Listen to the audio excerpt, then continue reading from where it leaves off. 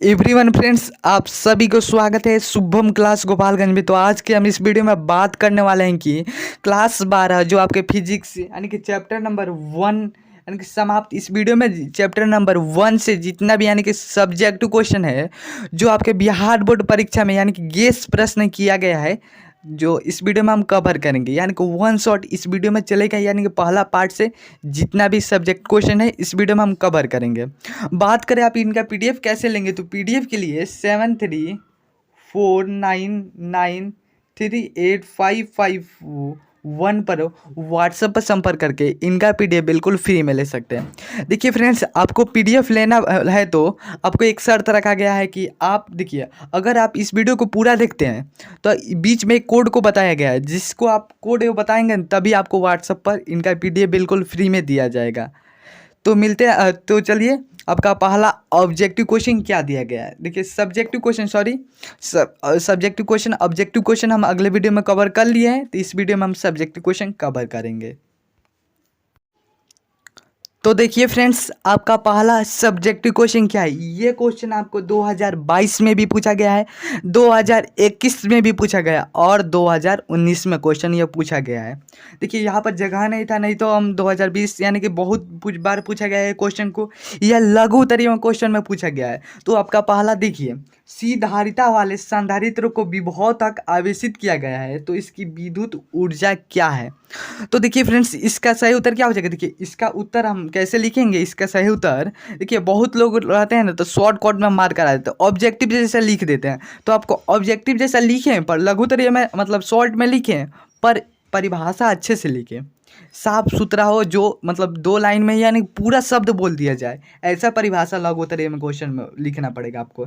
तो देखिए, आपको कॉपी नोट्स लेकर आप तैयार हो जाइए। चलिए आप देखिए, यदि धारिता वाले संधारित्र को भी विभव तक आवेशित किया गया है, यदि धारिता वाले संधारित्र को भी विभव तक आवेशित किया गया है, तो इसकी विद्युत ऊर्जा क्या होती है इसका। तो विद्युत ऊर्जा इसकी क्या होती है, U बराबर CV² बट्टा 2।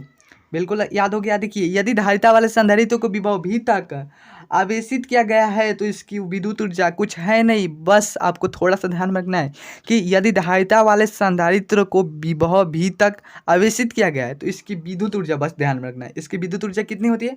यह विद्युत ऊर्जा पूछा गया है, तो विद्युत ऊर्जा कितनी होती है, U बराबर CV² बट्टा 2 होती है। तो चलिए फ्रेंड्स, दूसरा आपका सब्जेक्टिव क्वेश्चन क्या है। देखिए, ये क्वेश्चन आपको हमेशा बिहार बोर्ड परीक्षा में तो ये पूछा ही गया प्रश्न है, बार बार ये क्वेश्चन को पूछता है। देखिए, यह आवेश का मतलब गुण है, जो गुण 2 गुण होते हैं, एक पहला तो होते हैं आवेश का योग गुण और दूसरा होते हैं आवेश संरक्षण का सिद्धांत। तो ये आपको 2 गुण में से पहला क्या पूछा गया है कि आवेश संरक्षण का सिद्धांत क्या है। आवेश संरक्षण का सिद्धांत क्या है, ये देखिए, आपको बिल्कुल इसको घबराना नहीं है। क्वेश्चन को देखकर आपको एक बार पढ़ना है और अपने मन में सोचना है कि इसका सही उत्तर क्या है।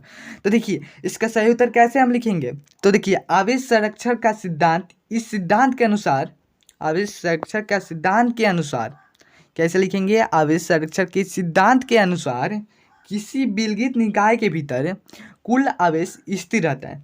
देखिए, आवेश संरक्षण के सिद्धांत के अनुसार किसी विलगित निकाय के भीतर का कुल आवेश हमेशा स्थिर रहता है। उदाहरण के लिए हम बताते हैं कि जब कांच की छड़ को रेशम से रगड़ा जाता है तो जितना धन आवेश कांच पर उतरा है, उतना ही ऋण आवेश रेशम पर भी उत्पन्न होता है। देखिए, आपको क्वेश्चन क्या है। देखिए, आप ऐसे भी लिख सकते हैं कि आवेश संरक्षण का सिद्धांत के अनुसार किसी विलगित निकाय का भीतर का कुल आवेश हमेशा स्थिर रहता है। आप इतना भी लिखकर छोड़ सकते हैं। हम उदाहरण के लिए आपको लिखे गए हैं कि उदाहरण के लिए हम बता दें, उदाहरण आप लिख देना पड़ेगा, यानी कि आपको 2 नंबर का मार्क्स होता है, यानी कि 2 नंबर पूरा मिल जाए अच्छे से। तो देखिए, उदाहरण के लिए हम क्या बता दें, तो उदाहरण के लिए जब कांच की छड़ को रेशम से रगड़ा जाता है तो जितना धन आवेश कांच पर उतना है। देखिए, जब कांच की छड़ को जब रेशम से के साथ रगड़े जाते हैं ना, तो जितना धन आवेश कांच पर उत्पन्न होता है ना, उतना ही ऋण आवेश रेशम पर भी उत्पन्न होता है, उतना ही ऋण आवेश रेशम पर भी उत्पन्न होता है। यहाँ आवेश का केवल पुनः वितरण होता है। देखिए, यहाँ आवेश का केवल पुनः वितरण होता है। यह एक सर्वाधिक नियम है, या आप देखिए, मैं 3 तरीके से आपके अब बताने वाले इस क्वेश्चन को आप कैसे लिखें। पहला तो है आवेश संरक्षण के सिद्धांत के अनुसार किसी विलगित निकाय के भीतर का कुल आवेश स्थिर रहता है। आप इतना भी छोड़ सकते हैं, इससे नंबर नहीं कटने वाला है। या आप यहाँ से ऐसे भी लिख सकते हैं, दूसरे शब्दों में मैं ऐसे भी कह सकते हैं कि आवेश को न तो निर्माण किया जाता है और न ही नष्ट किया जाता है। देखिए उदाहरण के लिए आप यह भी लिख सकते हैं। तो देखिए फ्रेंड्स, आपका तीसरा क्या है क्वेश्चन। देखिए विद्युत आवेश क्या है। विद्युत आवेश, देखिए यही हम कह रहे थे, विद्युत आवेश दो प्रकार के होते हैं, यानी दो गुण हैं। तो देखिए ये आवेश संरक्षित यानी कि विद्युत आवेश संरक्षण का सिद्धांत जो पढ़े वही इसको लिखा गया है कि आवेश संरक्षित होते हैं। तो देखिए विद्युत आवेश दो प्रकार के होते हैं। विद्युत आवेश वह भौतिक राशि है जिसके कारण पदार्थ में विद्युत तथा उससे संबंधित प्रभाव उत्पन्न होते हैं। इसके दो गुण निम्नलिखित है। पहला क्या है, दो तो आवेश योगात्मक होते हैं। दूसरा क्या है, आवेश संचरित होते हैं। क्या, आवेश संचरित होते हैं। तो देखिए ये क्वेश्चन आपको एक बार ही पूछा गया है, तो हम इसको 1 स्टार देते हैं। देखिए आवेश संरक्षण का जो सिद्धांत है ना, उसको बार बार पूछा गया, तो हम 3 स्टार देते हैं। वो क्वेश्चन जरूर पूछेगा ये। तो देखिए फ्रेंड्स, आपका पहला देखिए सॉरी दोस्तों, 4 नंबर क्वेश्चन क्या दिया गया है कि दो वैद्युत क्षेत्र रेखाएं एक दूसरे को काट नहीं सकती है। क्या दो समविभव सतह काट सकती है। देखिए ये क्वेश्चन तो आपका बार बार पूछा गया प्रश्न, इसको हम 3 स्टार देते हैं। देखिए दोस्तों, जो हम 1 स्टार देंगे ना, तो वह मतलब क्वेश्चन एक से 2 बार पूछा गया प्रश्न है। और जो 2-3 बार मतलब 2 स्टार देंगे, 3 स्टार देंगे, तो वो बार बार क्वेश्चन पूछा गया है। तो क्या है, ये दो विद्युत क्षेत्र रेखा एक दूसरे को काट नहीं सकती, ऐसा क्यों है। दो समविभव सतह काट सकती है। क्या दो समविभव सतह काट सकती है, आपको यह बताना है क्वेश्चन में।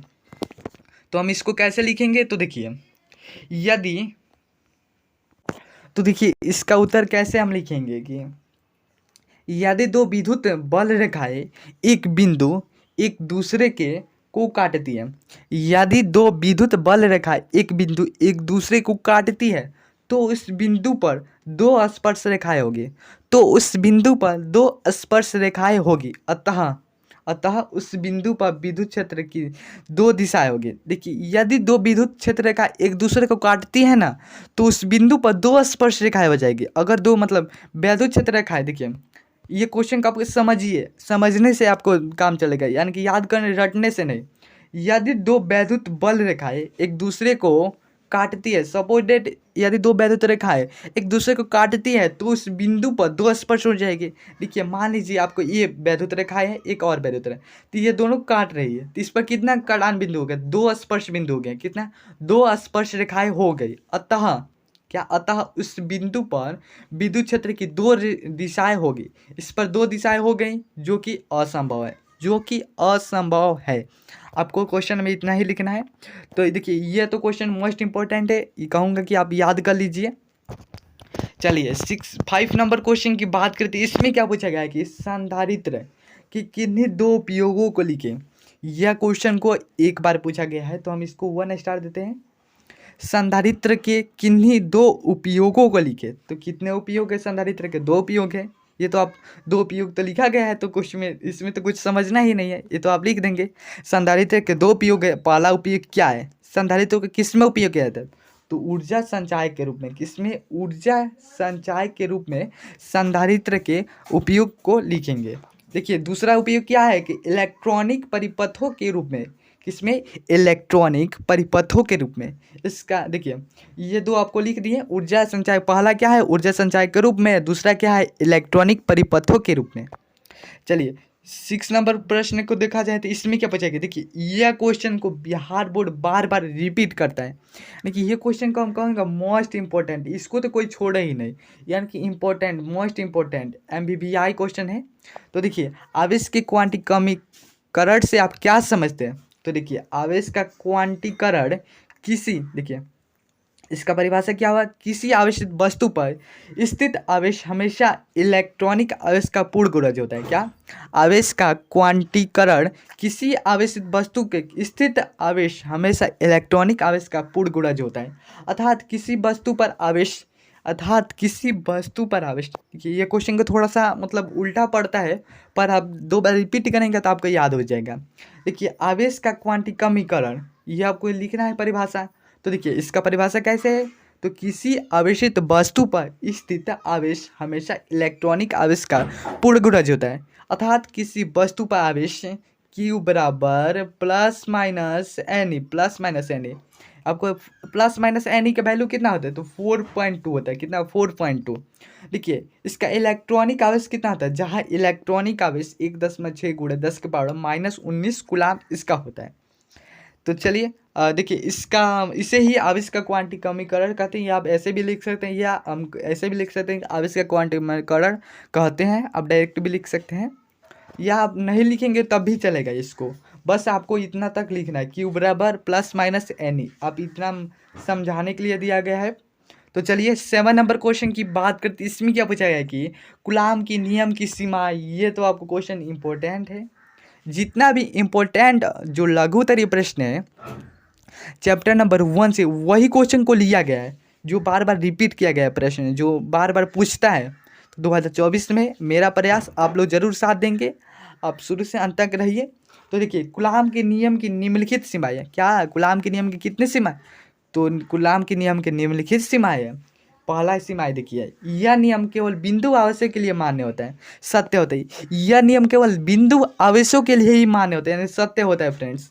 दूसरा नियम क्या है, यह नियम केवल स्थिर आवेशों के लिए ही लागू होता है।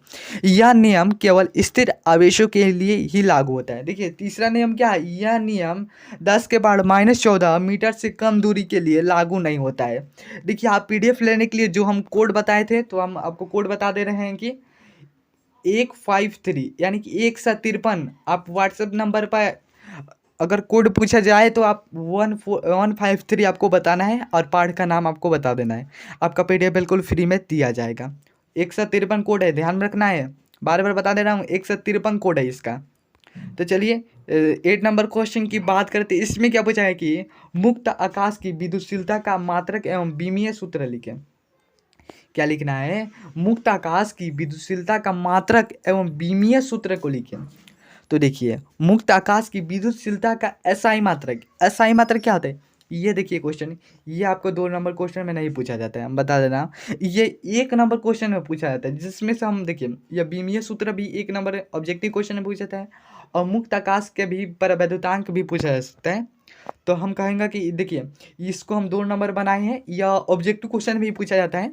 तो देखिए मुक्त आकाश की विद्युतशीलता का SI मात्रक। SI मात्रक क्या होता है, फैराडे मीटर होता है। क्या, फैराडे मीटर। इसका विमीय सूत्र क्या होता है, तो M में -1 L में -2 T के पावर 4 A के पावर 2 होता है। क्या, इसकी विमीय सूत्र क्या होता है, M में -1 L में -2 T के पावर 4 A²। देखिए अब अगर आप विमीय सूत्र नहीं निकालना चाहते हैं तो वीडियो का लिंक डिस्क्रिप्शन में रहेगा। अगर आप मतलब चैप्टर नंबर 1 का ऑब्जेक्टिव क्वेश्चन भी नहीं तैयार किए हैं तो वीडियो का लिंक डिस्क्रिप्शन में ही दिया रहेगा। तो चलिए 9 नंबर प्रश्न को देखा जाए। देखिए संधारित्र से आप क्या समझते हैं, इसकी धारिता को भी बताएं, अथवा संधारित्र धारिता से आप क्या समझते हैं। आपको यह बताना है कि संधारित्र से आप क्या समझते हैं। तो देखिए संधारित्र वैसी व्यवस्था है जिसमें एक विद्युत रोधी आवेशित चालक के निकट विद्युत चालक लाने से पहले चालक की धारिता कृत्रिम रूप से बढ़ जाती है। इसी को हम क्या कहते हैं, संधारित्र कहते हैं। संधारित्र की धारिता, आप सुनिए, संधारित्र की धारिता, इसमें 2 क्वेश्चन पूछे गए। एक संधारित्र से आप क्या समझते हैं, एक धारिता बताना है, अथवा संधारित्र से आप क्या समझते हैं। ये आपको 3 ऐसे क्वेश्चन पूछ सकता है। तो देखिए यहाँ से यहाँ तक जो क्वेश्चन है उसको एक क्वेश्चन है। अगर पूछेगा कि संधारित्र से आप क्या समझते हैं तो आप इतना ही लिखेंगे। क्या लिखेंगे, संधारित्र वैसी व्यवस्था जिसमें एक विद्युत रोधी आवेशित चालक के निकट विद्युत चालक लाने से पहले वाले चालक की धारिता कृत्रिम से बढ़ जाती है। इसी को हम क्या कहते हैं, संधारित्र कहते हैं।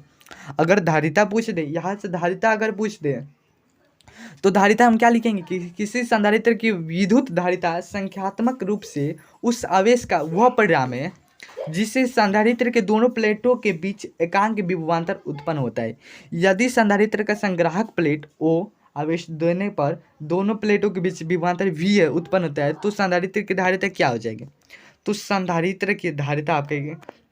तो देखिए 10 नंबर क्वेश्चन की बात करते हैं। इसमें क्या पूछा है कि देखिए ये आपको लॉन्ग क्वेश्चन में पूछा जाता है, यह गलती से इसमें लिया गया है कि विद्युत तीव्रता और देखिए विद्युत तीव्रता एवं विद्युत विभव से आप क्या समझते हैं? इसमें दो क्वेश्चन पूछा गया, विद्युत तीव्रता पहला है और दूसरा क्या है विद्युत विभव।